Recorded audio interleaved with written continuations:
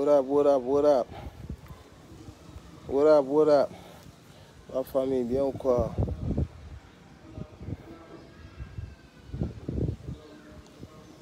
Akon ñu ngi lay ziar soldat bi patriote bi ñu ngi lay ziar bu baax a baax Alioune Diédhiou ñu ngi ziar di màggal Alioune Cissé ziar bu màggal ziar ak màggal bu wér patriote Akon j'espère que yaay si jàmm ñu ngi lay show love lu bari la jox sa wàccuwaay Cissé Kémo respect ziar ak màggal général Moujadid Kaza respect Bamba Faye suñu sëriñ ñu ngi lay màggal bu wér a wér sama gars yi maa leen nuyu den ziar El Diaz Ahmadou Elaz non pas Elaz non man bët yi temps yi moom Elaz Elaz ma ne El Diaz Elaz Ahmadou ñu ngi lay ziar bu baax a baax Modou Momo Sall ñu ngi lay màggal frère Mara Amoroso ziar ak màggal frère lépp jàmm Ismaël Goudia bi moom frère respect bu bëree bëri général Moujadid waaw màggal naa la yow tamit bàyyiwu Mamadou ñu ngi lay ziar bu wér a wér moom frère Mika Mika naka waari gaay ñu ngi màggal lu bari waaw comme li Akon wax rek partager leen vidéo yi ñu yaatal suñu waxtaan suñu biir comme niñ koy defee d'habitude rek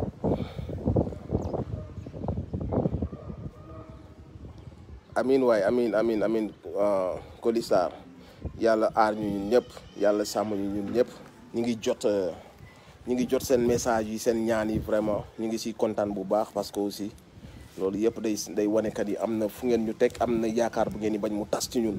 ñuy bëgg rek di dalal seen xel leen wax kan yi yooyu yëpp xam nañ kat yi yërmande ngeen am la tax xam ka ni ñun on est exposé ba tax na yéen ñëpp dama recevoir message yu bëri nit ñi dañuy ñeewantal moytu leen nit ñaa ngi ci yéen ñu ngi leen di waajal ñu ngi leen di lii ma bëgg ngeen dalal seen xel rek ngeen xam ka ni fi yàlla rek fi nekk yàlla rek moo am doole te ñun moom lañ dénk suñu bopp boo xasee bu dénk yàlla sa bopp nag nit yi di jéem ak ku ne naan maa yor nguur ak kii naan maa yor téléphone yi kii naan maay écoute ak kii naan maay piège ak ñooñu ñëpp doo leen faale fi yàlla rek fi nekk donc nañ màggal yàlla nañ dénk suñu bopp yàlla suñu biir ak suñu biti suñu kaw ak suuf suñu borom su la aaree même nit ki la bëgg a yàqal bu yewoo jour boobu xelam du nekk ci yow il faut ñu xam que ni yàlla mooy commencement bi mooy fin bi ñii duñu dara nañu bàyyi di leen jox importance bu ñu amul yii koy moytul nguur daa am doole ñu ngi ci yéen ñu ngi leen di waaju ñu tus parce que kenn ci ñoom wóoru ko ndax dina yeewu suba kuy ragalal yàlla kuy bàyyi xel yàlla jaayante bi nag yow la yow sa jëmm ji yow yaay jaayante yow yaay naan am na fu ma toll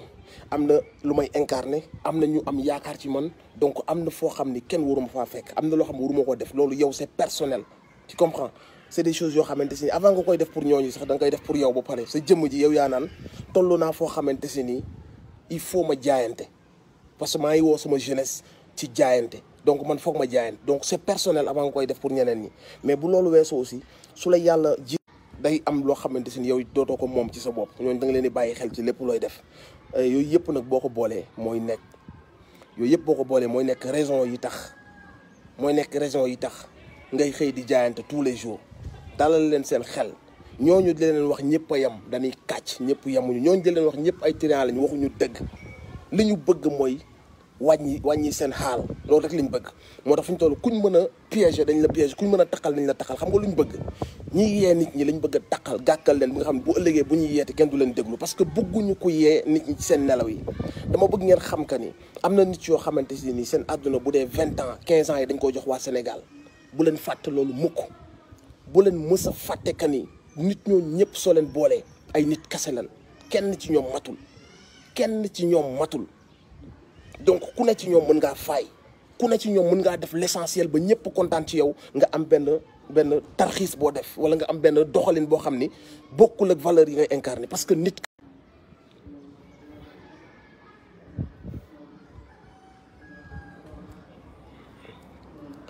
heureusement ba dara ñaaw bëgg nañ jël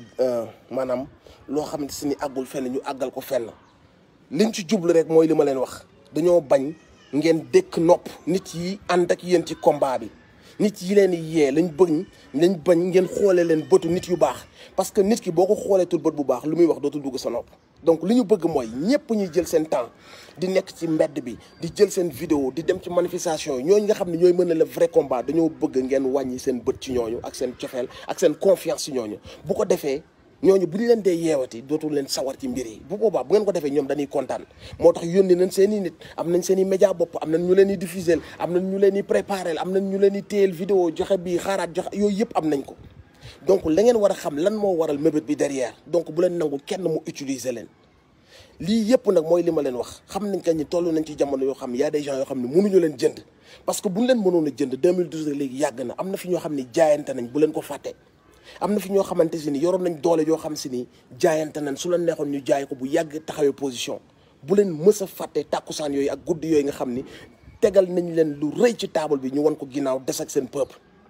donc ñooñu jaayante nañ ba fi ñu toll ñu ngi continuer di jaayante ak yéen ba léegi nii ñoom ñooy continuer di dem ci garde à vue yi ba léegi nii ñooy continuer dem ci garde à vue te pourtant bu dul woon jaayante bi instant bi ku ci nekk yaa ngi sa passeport diplomatique wala sa poste bu la jox fenn ci àdduna bi pour tas leen pour dootuñu am ku yee jeunes yi mais ñooñu ñu ngi continuer di jaayante te bu leen fàtte mukk jaayante boobu noonu kenn ci ñoom matul ku ci nekk ci moom suba mos ngaa dégg ñooñu la mook ndaw si lii wala mook xaalis bi mën naa nekk parce que ñoom ñëpp kenn ci ñoom matul mais bu leen mës a fàtte jaayante bi depuis boobu ak léegi bu fekkoon xaalis kese moo tax a jug gars yi kon xam nga ni instant bi nii yoroon nañ seen loxo loo xamante si ni nguur gi soxla woon na ko suñ ko jaayoon ci pet kenn du xam alal ju bëri la leen jural ak ay poste ak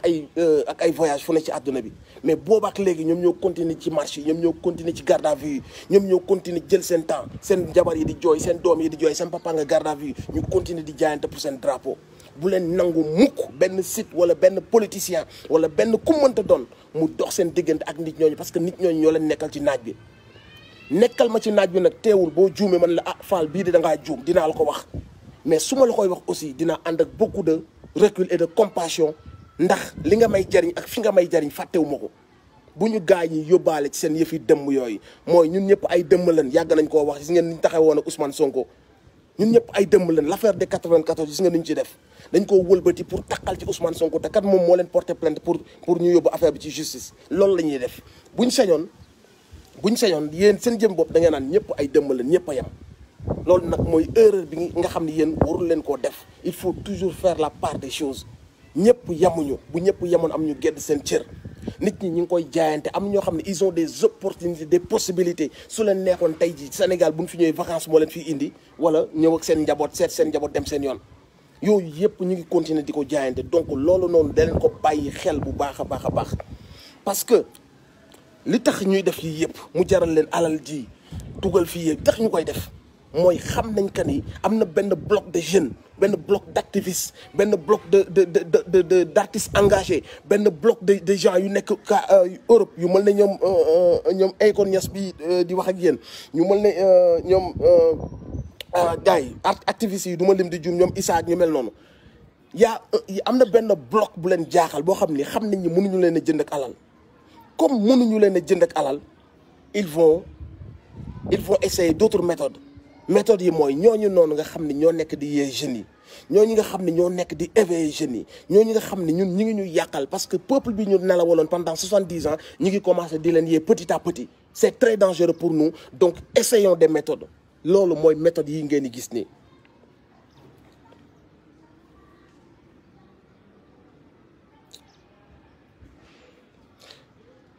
te loolu noonu bëgg naa gis nga nit la reconnaissance dafa baax ci àdduna nit bu la nekkalee ci kër gi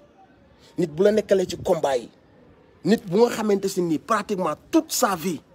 mu ngi nekk au front bis bu juumee ça veut pas dire xam nga être au front ne veut pas dire que ni ça te permet de faire n'importe quoi soo defee njuumte même ñi nga doon xeexal ñooy wëlbatiku ne la frère d'accord ñu ak yow parce que ñun ci lañ lay xaar léegi li bokku ci après on passe mais xam nga lu ñu bëgg même ardeur bi ngay demee ak ces voyous mooy ces voyous de la République dañoo bëgg ngeen demee ak même ardeur boobu noonu c'est-à-dire que ni ñi nga xam ne ñoo ñu xañ suñu lekk naan courant sàcc suñu milliards di ñu jaay tubaab bi di ñu comploter xam nga ñi nga xamante si ni ñoo tax ñun ñuy dund misère bi dañoo bëgg yéen ngeen demee même ardeur ak des gens yoo xamante si ni ils ont certes fait des fautes yoo xamante si ni mënoon na ñàkk tout le monde il ne faut pas mettre tout le monde dans le même sac faites toujours la part des choses ñun suñu ay ennemis suñu ay rang am na ci gars yoo xam dañuy juum suñu ay rang il faut ñu comprendre loolu ay nit kese lañ mais il faut ñu comprendre que les ennemis de la République ñu yóbbee Sénégal li muy dund nii ce sont eux notre cible te ñooñu ñoo nekk suñu l'essentiel n'empêche que nag suñu bonne foi dina tax ci ñun ku juum dinañ la fàttali que ni da ngaa juum mais li ma bëgg rek ngeen xam ko mooy bu leen nangu mukk ñun leen ces gens là c'est des corrompus parce que comme ni ma leen ko waxee fàttaliku leen depuis 2012 ak léegi façon corruption bu nekk tagal nañ leen ko ci table bi woo nañ leen kaay ñu liggéey ak yéen parce que ay jeunes leen ñu bañ woo nañ leen kaay ñu dugal leen assemblée ñu bañ tey jii bu leen neexoon ñu ànd ak ñooñu ci avion yi lañ leen teg di leen yónnee ay mission ak yu demee dans le seul but ñu bañ a nekk dans le terrain de l'engagement pourtant ñooñu noonu ñu ngi continuer di jaayante dernière garde à vue bi nga fiy dégg ce sont ces mêmes personnes ñoo demoon garde à vue ndax lan seen peuple ndax lan loi wu bandi yi nga xam ne gars yi ñu ngi koy voté toujours le même combat la ñuy mener il ne faut jamais ngeen remettre ça ngeen sànni ko ci poubelle ba parce que kenn ci ñoom dañ ko wax que ni nga doxale waru ko woon doxale wala moo ni bii ni nga ko doxale tey jii nii comme ni mu leen ko waxee am na ci yoo xamante ne nii bu ko kenn ci ñun defee maanaam lu jëm ci combat bi surtout ñu dégg que ne un tel mi ngi wax ak Macky Sall ci suuf mi ngi wax ak Idrissa Seck ci suuf bu boobaa mën nañ que ni ce gars nous a trahi ñun ñëpp ñu dalandoo ci kawam avec beaucoup de ardeur et de méchanceté s'il le faut mais mënuñu wax que ni dans un truc dit privé kenn un ami d'enfance ñëw piéger benn nit pousser ko ci dara nga xamante si nii même su génneewul woon xaalis mu wax ak moom kese en tant que un ami d'enfance de 20 ans ne ko booy doo ma dimbali sama doom bi foog mu faju mu leer ko ni même réaction boobu lay am moom dans ses mauvaises intentions mu ñëw indaale xaalis daal di fexe ba le débat bi di tourner autour de l'argent kon xam nga ni kooku noonu il a été piégé par un ami d'enfance pas un client qui vient de gauche ou de droite un ami d'enfance bu mu tàmm di waxal kooku ñëw indi xaalis fexe ba débat bi tourner autour de xaalis bëgg koo waxloo ay waxu ambassade bëgg koo waxloo ay waxu ambassade da leen di jàppale pousser ko vers ça et le gars a esquivé le gars n'a jamais wax ay wax yu mel noonu le gars n'avait même pas le numéro consul bi dafa woo ay nit pour ñu jox ko numéro consul bi kon ça veut dire que ne le gars nit ki ñëw na exposé ko benn problème moom mu dem xool yi nag ban rôle la ci war a mën a jouer léegi nag la faute mooy wóorul woon bu nit ñëwoon expliquer la affaire wu visa yi mel noonu li nga war a def mooy li gën a normal yow en tant que surtout une personne engagée ou une personne boo xamante si ni xam nga ni tu représentes des valeurs li nga war a njëkk a def mooy ne ko booy loolu je peux pas le faire parce que c'est hors la loi les visas da ngay dem déposer laaj bu ñu la joxee baax na bu ñu la jox nga xam ne ba loolu mooy la réaction normale ñun ñëpp xam nañ ko mais barke alxuraanu karim man mii di wax ak yéen su ma toogoon à la place de kilifa un gars à moi ñëw toog ma wax ma problème mu jabaram wax ma problème mu doomam ne ma boo mu trouvé ku ma ko kii yóbbu ma man personnellement même su ma ci dul am 100 francs danaa ci waslu ak ñun ñëpp xam nañ ni ñuy dundee cela on n'essaie pas de défendre nag la faute comme ni ma ko waxee yu mel noonu la réaction qu'il faut avoir mooy ku baax man xaw ma koy jaay visa xaw ma fu ñu koy defee soo bëggee visa da ngay dem fa ñu koy déposer nga déposer bu ñu la mayee loolu mooy la réaction normale on est tous d'accord si loolu noonu mais un ami d'enfance ça reste un ami d'enfance de 20 ans quelqu'un avec qui tu as partagé des jours des nuits des années des semaines su ñëwee exposer la kaawu doomam boo xamante si ni am na ay problème ay je sais pas quoi de santé di nga ci waslu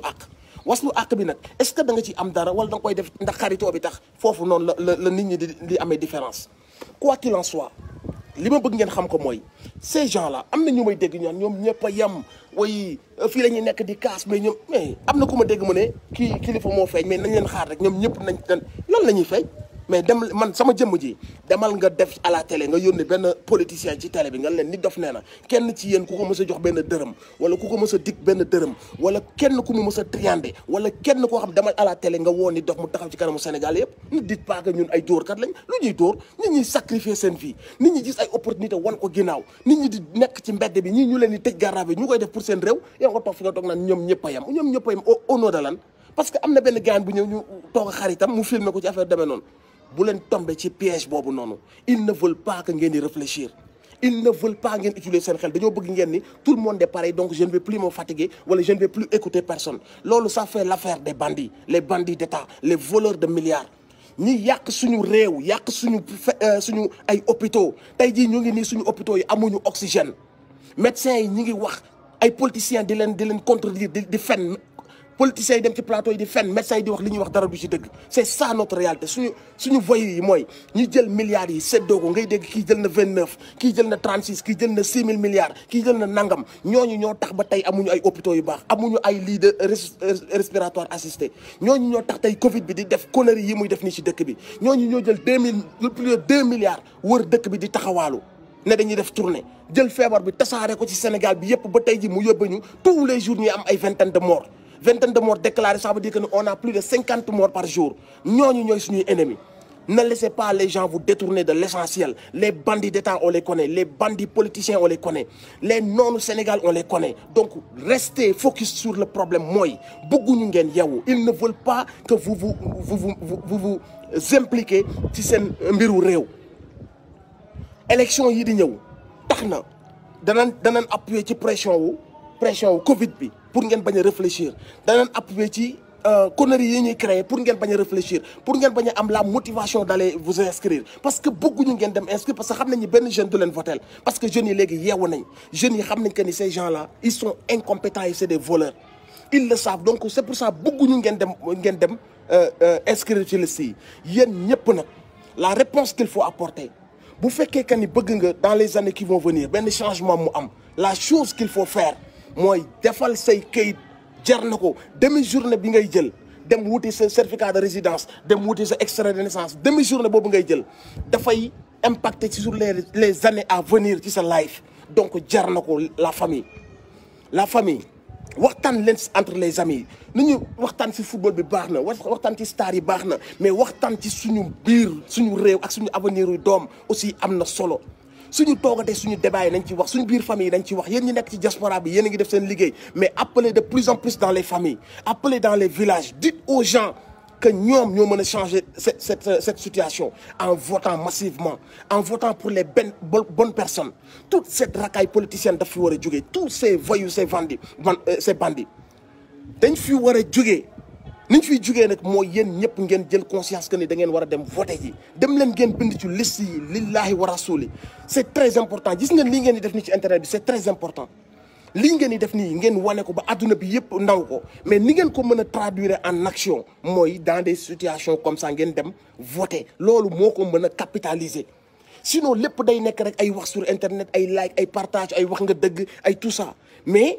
loolu yëpp pour mu am solo pour mu gën a am jeexital mooy nag jouru action ñu ne lii jouru action la yéen ñëpp ngeen jubali ci liste yi ngeen laaj naka ngeen mën a def jël les bonnes informations ngeen dem inscrire en masse pour que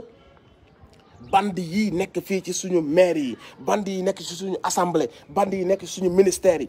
bandi bi nekk palais wëyu boobu noonu ànd ak nervi yi di dóor sénégalais yi sàcc yooyu nga xam ne moom indil nañ ko ay rapport u IGE ay nit yu doon sàcc alalu Sénégal mu lànk ne du ci lancer enquête procureur bi nga xam ne mu ngi teg ci plus de 30 dossiers yu ko IGE indil mu lànk ne du ko ibbi ils veulent s'acharner sur un tel di leen fàttali sa ñoom ak seen i site ñoom yin àndal ñoo leen di fàttali gis ngeen waajee booy bi la ne le def na lee gis ngeen booy bi def na lee ñoom xam nga lan lañ xam de ñoom ils savent benn stratégie plus c'est gros plus ça passe gis nga les voyous noonu la ñuy def dañ naan c'est vrai ay sàcckatu milliards lañ c'est vrai Sénégalais li ñuy dundee ñun ñoo leen ko yóbbee mais plus on va prendre l'air de gens sérieux plus on va ñëw ci télé yi xam nga affirmer dëggal suñu bopp plus ñu impacté dañuy gëm c'est-à-dire que ne plus c'est gros plus nit ñi dañuy am y a des gens dañuy développer benn complexe dañ naan ñii ñoo yor les informations ñoo yor costume yi ñoo yor 4x4 yi ñoo nekk ci bureau ñoo xam li xew donc soo waxee rek dañuy xaw a am benn complexe gëm la alors que c'est des menteurs dañ leen di xool les yeux dans les yeux di leen fen ay fen yu tooy xëpp bis bu nekk ñu indi leen des mbir yu leen wane que ni directeur bi sàcc la ministre bi sàcc la député bi trafiquant de faux billets la Aliou Sall sàcc la nangam ak nangam ay sàcc la Macky Sall moo signé loon mbiru Aliou Sall bi ak Franck Timis ce sont ces mêmes personnes ñooy ñëwaat am l'air de personnes sérieuses jàkkaarloog yéen avec beaucoup de calme avec un visage très très serein di leen fen ay fen yu tooy xëpp ñooñu ñëpp nag da ngeen leen war a dégager bi nag mun leen ko defee nen nudul jël seen ay dispositions yi war mooy ngeen dem voter en masse lillahi wa rasul suñu mbiru réew dañuy soxal sinon on va continuer à vivre dans la pauvreté, dans la misère. On va continuer à mourir dans le désert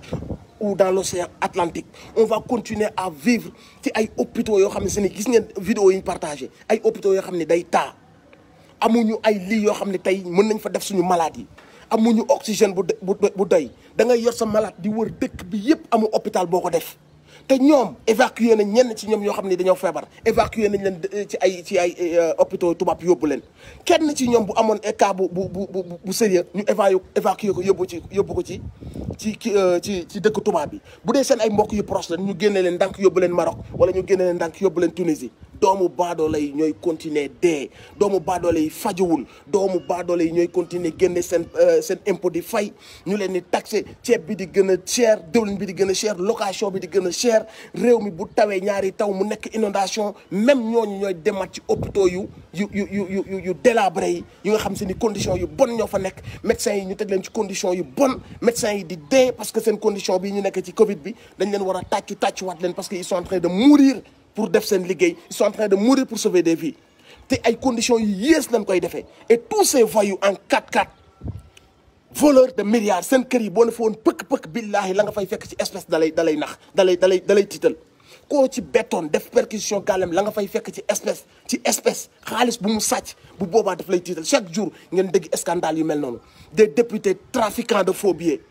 ce sont ces voyous ñoom ñoo ñuy jiite am seen ay télé yu leen di defal propagande seen ay journal média yu leen di defal ay propagande ñooy fen askan bi di kàcc askan bi réveillez-vous les amis yeewu leen jig jot na mbiru politique yi nii bu njëkk dañ ko daan daw ak di ko seexlu mais dañoo toll ci jamono joo xam mënatuñ koo daw fii mu toll nii benn échappatoire la ñu am benn porte de sortie la ñu am mooy ñun ñëpp ñu impliqué wu ci suñu mbiru réew suñu ëllëgu réew comme que nag bëgguñoo def coup d'état bëgguñoo woote violence benn moyen kese lañ am mooy ñuy conscientiser di woo nit ñi ku ne di fàttali sa morom ñu jubali ca carte ya jubali ca liste de vote ya dooleel ñiy teewal te nekk ay homme intègre ñu mel ni président Ousmane Sonko ak képp ku xamante si ni nit ku intègre nga wane nga ko ci sa jaar-jaar wane nga ko ci sa discours wane nga ko ci sa façon de faire ñu dooleel la ba sàcc yi xam que ni askan bi wan na leen ginnaaw parce que pour nga rusloo dëmm yi nenn kase nga koy defee mooy ngay tàccu ñi gore ñi dañ leen war a mettre au devant de la scène au devant des projecteurs dañoo war a tàccu ñu gore ñi les hommes intègres dañ leen a war a aduler dañ leen a war a di jël comme des stars fu ñu romb ñu tàccu leen fu ñu leen tudd ñëpp ne eskay mbaamu xaraam yi fu ñu leen tudd ñu ceepatu leen fu ñu romb ñu yuuxoo leen gis ngeen la dernière fois au Ghana gayan bi ñëw di indi ay saako ceeb gars yi sànni waat leen seen i saako ceeb comme ni ma ko waxee sama live bale mujjee góor day jombale boppam yenn yi góor kenn du ko jënd góor da ngay ñëw wax ak moom ci ay kàddu góor mu dégg la xam ne li nga ko waxu nit la mu ànd ci ak yow su xamee ne ay njuuj njaaj la mënu la fa ñukk daal di xool moroomu goram mu ànd ak moom donc ces voyous là dañoo moom nañ police bi moom nañ gendarmerie bi moom nañ juge yi moom nañ procureur yi moom nañ lépp mu ngi ñu téye seen loxo yéen peuple bi suñ leen moomee nag yéen lay neex su ngeen toppee télé bi di ko déglu mën nañ leen cee nax su ngeen toppee ñenn ci sëriñ si mën nañ leen cee nax su ngeen toppee ñenn ci sportif yi mën nañ leen cee nax su ngeen toppee ñenn ci waykat yi mën nañ leen cee nax yéen seen jëmmi bopp yàlla may na leen xel li ngeen di dund ci hôpitaux yi xam ngeen ko li ngeen di dund ci chaque jour bu weer deewee yow mi nekk cadre ñu lay fay liñ lay fay boo ci fayee sa location fay ci sa njàng doom jeexal nga le 10 jeexal nga tàkk waxuma naa nag ki nga xam si ni fayeekuwul salaire cadre tout le monde vit dans la pauvreté dans ce pays là 95% on vit dans une vie de misère dañuy lekk rek pour bañ a xiif mais kenn lekkatul li nga bëgg a lekk kenn solatul li nga bëgg a sol kenn dëkkatul fi nga bëgg a dëkk su taw bi ñëwaatee ñu nekkaat dans une merde pas possible et ces gens là ose toujours ñëw taxaw ci kanamu télé bi nan ñu waaye suñu plan bi ñu def suñu réalisation yi def nañ fi benn terre buy jar 1600 defal nañ leen arena je sais pas quoi et quoi ces gens là amuñu benn cër ci ñun amuñu benn respect ci ñun c'est des voyous yi nga xam si ils sont déguisés en costume et en grand boubou mais bande bi ngeen jàpp di ko dóor astafurlah agresseur bi ngeen jàpp di ko dóor mu këf benn téléphone billahi wallahi moo gën ñi ngeen di tàccu parce que ñi ngeen di tàcc ñoom ñoo yóbbee situation bi ba booy daw di agressé ci mbedd bi ñoo yóbbee situation ba booy daw di jaar ci géej gi ñoom ñoo tax mënuñoo faj suñu hôpitaux yi suñu njàng mi yàqu na amatuñu dara ci suñu réew lu ñu fi war a mën a téye ba tax na booy léegi xaru sax da leen koy jaral jaar ci désert bi dem ñii ngeen di tàccu en costume ñii dem photo wu ji ak suñu sëriñ si ce sont nos pires ennemis parce que lu baax ñu jël jox tubaab bi signé leen tubaab bi jàppale leen ci lim leen bëgg a jàppale ñu ànd kan mooy nekk victime dans tout ça leur peuple seen waa koñ bi ñuy doog a commencé ñu doon def seen tee débat yi bu ñuy def cortège ñu topp ci cortège yi di daw bu ñuy jël seen kaar ñiy yeb ci kaar yi après ñooñu la ñuy foutre dans la merde pas accès à la santé pas accès à lekk ba suur ci sa dëkk ci sa réew moo xamante si ni bu jaaroon ci yoon nit ñi dañoo war daw immigré yi dafi ñëw parce que bépp richesse bu yàlla di may am réew may nañu ko te on est que 16 millions ëpp ñu ko et nous vivons gis ngeen liste bi génn sànq ñu ngi ci 166e promo pays ñi gën a pauvre pays en voie de développement maanaam ñun ñu ngi toujours ci 25 les plus pauvres yi la ñu nekk ci ndàddayu la ñu nekk dans des pays dans un pays où bés bu nekk nga gis un directeur multimilliardaire dugg ci koñ yi séddale 50 000 100 000 foo jëlee xaalis bi dama koo sàcc député bi même chose maa ñëwoon ci gàmm gi maa jënd nag yi gis nga malet bi ma yóbbul sëñ bi ñëw naa ci ziar bi ñëw naa fii màggal gi gis ngeen dama joxe gàmm gi gis ngeen dama joxe tous des voleurs li waroon a yembal dundu doomu aadama yi moom la ñuy dem sàcc di cof ci as tuut ñu leen di tàcc ak di leen adulé nan ay def côté social lan ay nit yu baax lañu nekkate ñooñu ñooy les pires traîtres ñi trahir seen mission ñi seen waa dëkk fal sonn pour ñoom accueillir leen ci koñ yi ñu dëkk boot leen yëkkati leen fexe ba ñu am accès ci yenn poste yi ñu wëlbatiku jël seen askan boobu def leen noonu trahir seen askan boobu noonu réveillez-vous les amis billahi fii ak yéen a ngi nangu ñii dañuy continuer di leen ko def amuñu yërmande ci yéen dem leen ngeen bindu encore une fois bu leen mës a gëm ni ñëpp ñoo yam y a des hommes intègres combat bi ñi intègre ñoo ëpp téeméeri junni yoon maa ngi leen di défier bu fekkee am na benn politicien bu mës a yëkkati dërëmam jox ma ko na dem à la télé wax ko bu fekkee am na koo xam si ni man Mor Talla triandé naa la demal à la télé nga wax ko suñu leen bëggee gëmloo ko ni ñiy taxaw engagé di leen woo ci combat bi c'est des gens qui sont vendus dañuy fen ñun suñu bakkan la ñu jox suñu réew billahi alazim li des sama àdduna barke alxuraanu karim jaayante la boo xam si ne entre man ak yàlla boo xamante si nii li des àdduna dama jël sama bakkan ma jox ko sama réew jaayante boobu may def sama diggante ak yàlla dama koy def sama diggante ak sama réew dama koy def sama diggante ak sama papa rus naa man sama papa fu mu tëdd si alaxira tey mooy tey mooy dañ ko wàccee kaamil tey mooy 2 ans mu tëdd alaxira sama papa rus naa fu mu tëdd si àdduna man ma nekk man ku way bi mu fi bàyyi ko ci famille yëpp mu yar ay gor rus naa man kii yàq way boobu noonu billahi dama koy continuer yare ko samay doom ba bis may dee damay continuer loolu noonu kon ku leen ni ñëpp ñoo yem dañuy fen man dama jël sama bakkan joxe ko damay jaayante ba bis bi may dee barke alquranul karim kenn ci ñoom amul fitu woo ma ci suuf ne ma kaay ma jox la lii wala kaay ñu ànd ci lii ñemewuñ ko parce que ku ma xool ci ay bët xam ne man duma ko ñuy jënd donc ku la gëmloo que ni ñii la woo ci combat bi ñoo yem dañuy fen ki la ko wax day kàcc barke alxuraanu karim xam nañ dañuy fen ñun yoruñu dara mais lu mu ndaw on a sacrifié des choses pour ñëw continuer ce combat bu metti bu ñu neexoon ñu jël avion ne tër daw daal di toog nekk ak suñuy njaboot ñuy xëy naa ñu papa ñu dem di wutu lu ñu leen jox ñu ànd màggandoog ñoom ku nekk ci ñun am nga possibilité yoo mën dem defi la plupart ñu nekk ci combat bi dañoo bàyyi lépp xam ka ni soobu nañ ci géej boo xam ne mënatuñoo dellu ginnaaw ndax lan jaayante moo leen ci bàyyi jaayanteeg yàlla jaayanteeg seen waa réew. y a des jeunes qui croient en nous y a des jeunes yoo xam ne à travers suñu engagement am nañ espoir donc ñooñu dee moo ñu ma gënal man personnellement ma xëy bett boo yooyu noonu wala ma xëy ñu ne leen kii ngeen doon topp mu leen doon woo ci combat bi. ndekete yoo du nitu dëgg ndekete yoo jaay na lii nekk dee moo ma gënal loolu donc dafa am ay mbir yoo xamante si nii ñun buñ ciy dugg dafa mel ni comme diine ni nga amee yàqin que ne doo génn ci diine bi noonu ngay amee yàqin que ne doo war combat bi parce que valeur yi la téye ci diine même valeur yooyu ñoo la poussé pour nga engagé wu c'est tellement profond que ñenn ñi mënuñu comprendre donc ka toog fa mu toog téye clavier wala mu téye télécommande am dinu saaga dinu wax bàyyi leen rek tôt ou tard ñoom ñëppay feeñ le parce que ñoom ñëpp a yem ay dóorkat lañ barke alxuraan yàlla dinañu àtte le temps est le meilleur juge Dieu est le seul juge te incha allah rabbi bis dana ñëw nga xam que ni ab fenkat nga woon nous on a fini de prouver on a fini de démontrer qu'on était des gens intègres dañuy rek ñaan yàlla mu saxal ñu ci